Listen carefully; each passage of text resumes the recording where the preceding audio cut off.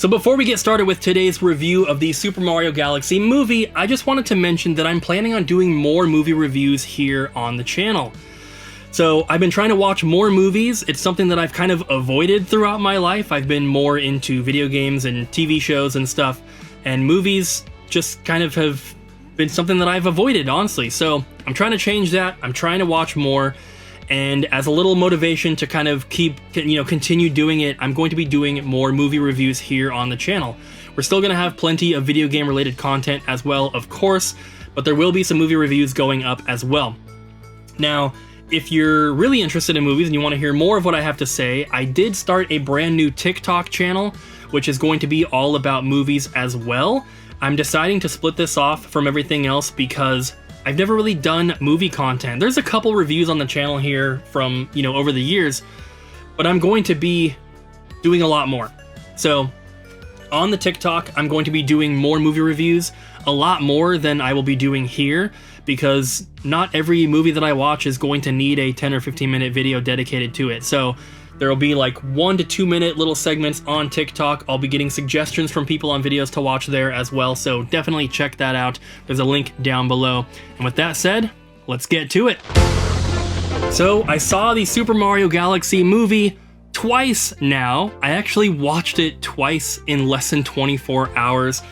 I went to see it with Abby and everyone else at the store on Friday night. Really enjoyed it. And then Saturday morning when I got up, I took Abby's younger brother to go see it again, just the two of us. So I saw it twice, and so I wanted to talk about it because I thought that it was really good. And I heard a bunch of criticisms about the movie before going to see it, that it wasn't as good as the first one, or the story felt rushed or forced or something like that. But honestly, after seeing it myself, I don't agree. This is not the kind of movie where they're going to take risks. This is not the kind of movie where there's going to be a twist ending or something like that. This, as much as it is for everybody, this is a movie made for kids, right? It's an animated cartoon movie based on a video game that doesn't have any elements of horror or shooting or any of the kind of adult themes that we get in a lot of video games. I do think it's for everyone, and I do think that people of all ages will enjoy this movie, but it is made for kids, right? So there's not going to be some crazy storyline. Every Mario movie that they make is probably going to be similar to the games. Mario saves the princess or saves the kingdom, right? That's kind of what they're going to be. I don't think that's a bad thing, though, because even though the story itself and, going from point A to point B isn't the most original idea, the ride is super fun. So comparing it to the first one, I will say I don't know which one I liked more. I think that they're pretty even, and I think that if you like the first one more or you like the second one more, I think either is a good option. They definitely have differences that I think would lead to someone preferring one over the other. I'm kind of leaning towards liking the second one better, just because I really liked some of the environments that they were in, some of the places that they visited. In the first one, I really liked that you get to see a little bit of their human world in New York before they kind of go to the Mushroom Kingdom. And I really liked that aspect of it. I liked seeing their house and seeing the little restaurant or the bar or whatever it is. I like that kind of stuff. But in the first movie, it definitely seemed like it was a little bit more segmented. They started in New York, so you get that stuff. Then they go to the Mushroom Kingdom, and you get Mario figuring out where he is, and you get that stuff. Then they have the kind of Smash Brothers part where Mario fights Donkey Kong. Then you get the Mario Kart part of it, where they're all driving the cars. And then you get the Bowser fight at the end. It was kind of just, you go from one to the next, and they kind of covered all these bases. It seemed like in the Mario Galaxy movie that it was a little bit more of a natural feel. They definitely shove some things in there that they're oh, we have to have this from the games in there, so make it fit. There's definitely some of that in there, but it felt less okay, we finished this part, we finished the Mario Kart section, now we can have this section. It felt a little bit more natural as the movie went along.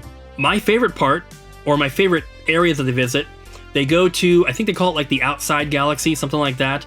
It's basically like the airport kind of thing.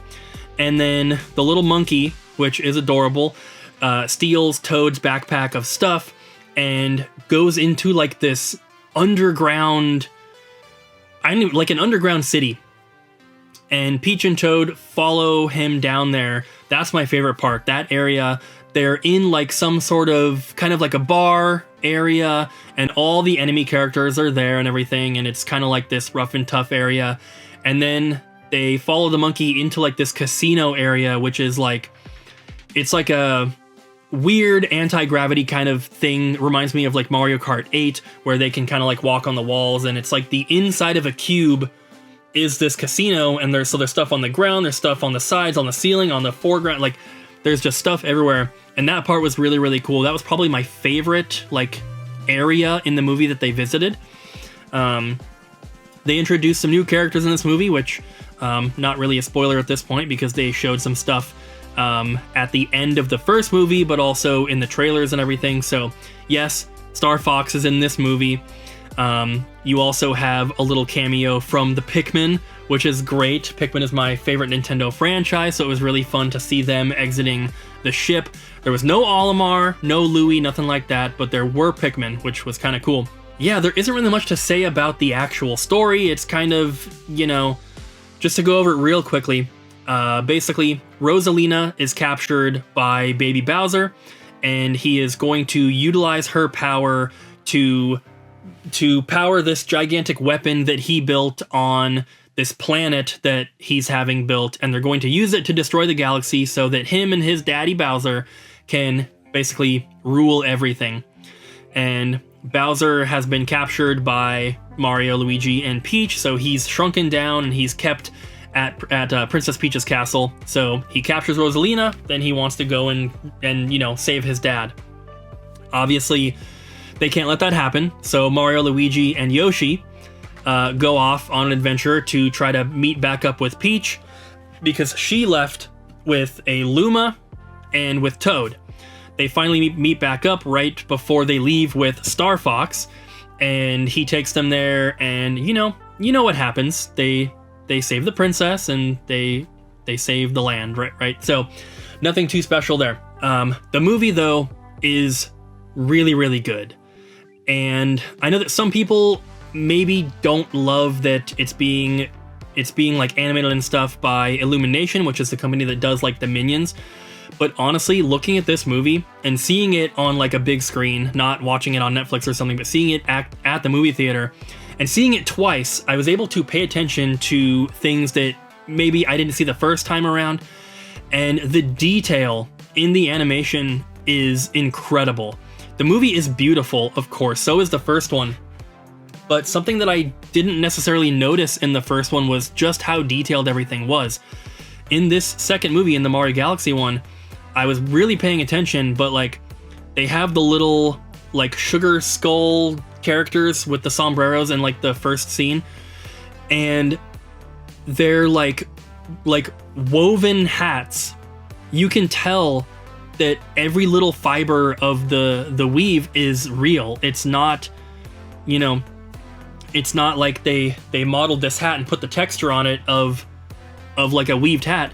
It's actually all there. You can see the light shine through the tiny little holes in their hats.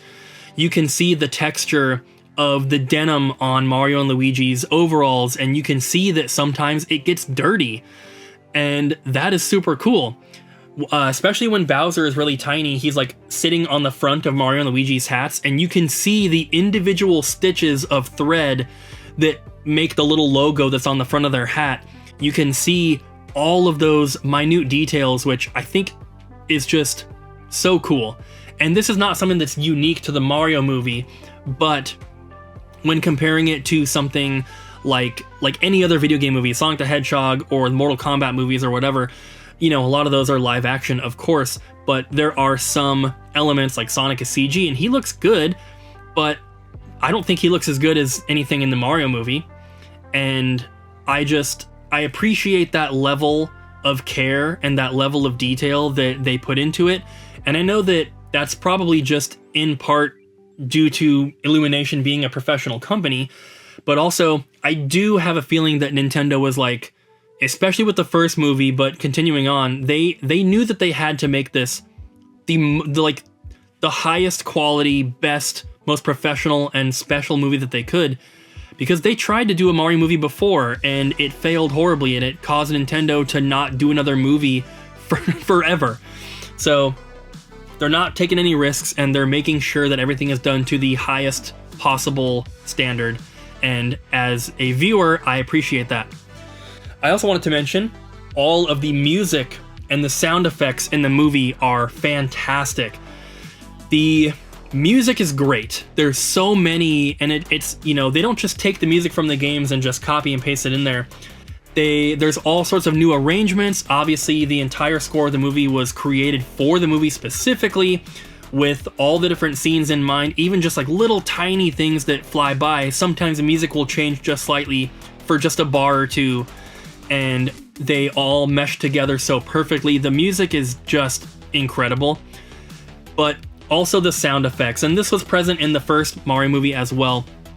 But anytime something happens that is from the games, they use that original sound effect, and sometimes it's really quiet and it's kind of in the background, but it's still there, you still hear it, and it's just that little tinge of nostalgia that kind of goes off anytime they use a power-up or they go through a warp pipe or something like that. I really enjoyed that as well. Also, same as within the first movie, there's a lot of stuff in the background to look at and enjoy. In particular, when Mario and Luigi are in their room before heading out on their adventure, there's all sorts of like plumbing stuff on their desk. There's like little pipe fixtures and stuff. There's a book on plumbing that's in the background. And then they have an NES plugged into their TV, and Excitebike is on the screen. I love Excitebike. That was super fun to see. There's all sorts of little details like that in the background. All the enemy characters and stuff when they go into the casino that are in there. The little, I can't remember the guy's name, but it's like the little coin coffer guy. He's like in like the casino cage there, like where you get your cash from and stuff. Little details like that, having all these different characters in there. Birdo is in there, the frog guy, I don't know his name, from like Mario 2 is in there. It was really cool to see all these characters, and a lot of characters that you didn't see in the first one are present in this one. And they do have a lot of characters to work with because there's just so many enemies and there's so many different Mario games, but it's cool to see that they are adding more and more. And I know that whenever they do the next Mario movie, which they kind of teased at the very end, I won't spoil, but they showed a new character. There's going to be even more characters that we haven't seen up to this point, so I'm excited for that. But yeah, I really like the movie. I like both of them quite a bit, and comparing them to the other video game movies, I enjoy the Sonic movies as well, but they're so different that it's hard to compare them. The Angry Video Game Nerd did a video kind of comparing them and trying to say which he liked better and stuff like that. I think it's a great video that you should definitely watch, but I don't really think that they're that comparable. The only thing that they really have in common is that they're both based on really popular video game franchises. The Mario movies stick way closer to the source material than the Sonic movies do, especially since the Sonic ones are almost entirely set in the human world, and they're mostly live action with some CG Sonic characters. The Mario ones, they kind of started out in the human world a little bit, even though it's still animated, and then they go to the Mushroom Kingdom and kind of stay there from that point on. I personally like the Mario movies better, but I think that they're all really good. And the Mario Galaxy movie did not disappoint me in any way, shape, or form. I would not listen to the criticism that's out there. If you enjoyed the first movie, you're going to enjoy the second one, especially if you understand that this is an animated kind of movie for kids. It's about a video game franchise, and it's not going to be some sort of deep, twist and turn kind of thing with unexpected moments and stuff like that. This is just a fun movie. There's a lot of action, there's some explosions and stuff like that. There's Mario and Luigi riding on dirt bikes through the sand dunes, and you get to see all your favorite characters from the games. You get to see lots of cool enemies and little side characters that are not in the games a ton, but is fun to see them here. And they also threw in a lot of aspects from the game. In particular, there's multiple moments where you see actual 8-bit versions of Mario and Luigi and Princess Peach doing stuff, and that's fun, right? I like seeing that in the movies. And some of the stuff, it kind of can feel like they're just throwing it in because they know people want to see it. They may not be things that further the storyline in any sort of way, but they are fun to see. And even after the first movie, I'm not tired of that kind of stuff. I would welcome it in every Mario movie going forward. I love the little nods to things from Mario Sunshine. You see the little, I don't really know what it is, but it's like the blue, it almost looks like a water droplet, but it's like got a face on it. You see that in the movie. You see Flood at some point in the background, which I thought was really cool. So there's all sorts of little like hidden things here and there to look at. My only complaint with the movie is that there's no Donkey Kong. And it's a Mario movie, I get it. It doesn't always have to include Donkey Kong. You do see him at some point, but it's for 1 second, and he doesn't have any lines or anything. I really like Donkey Kong, he's one of my favorite characters, so I would have liked to see Donkey Kong in there, but we do get Star Fox, which is super cool, and the whole animated sequence when they first show Star Fox and he's giving his backstory, that looked incredible. That was like more anime style, and if they do a Star Fox movie, I'm wondering if they're going to do it in that style, because people are gonna freak out if that's what ends up happening. It looked so good, and I'm not really big into anime, you guys know, but man, it was so good. So, I don't know, let me know what you guys thought if you saw the movie, and if you haven't, definitely recommend checking it out. It's super fun, especially if you're like me and you enjoy the Mario games and you've been a lifelong Nintendo fan. There's a lot of little secrets to see and little hidden things in the background to look out for. I wish that I could watch it at home, because I would definitely be pausing on certain scenes and just looking in the background and trying to find little secrets and things here and there. So thanks for watching, guys. I hope you enjoyed, and let me know in the comments what you guys thought about it, and I'll see you next time.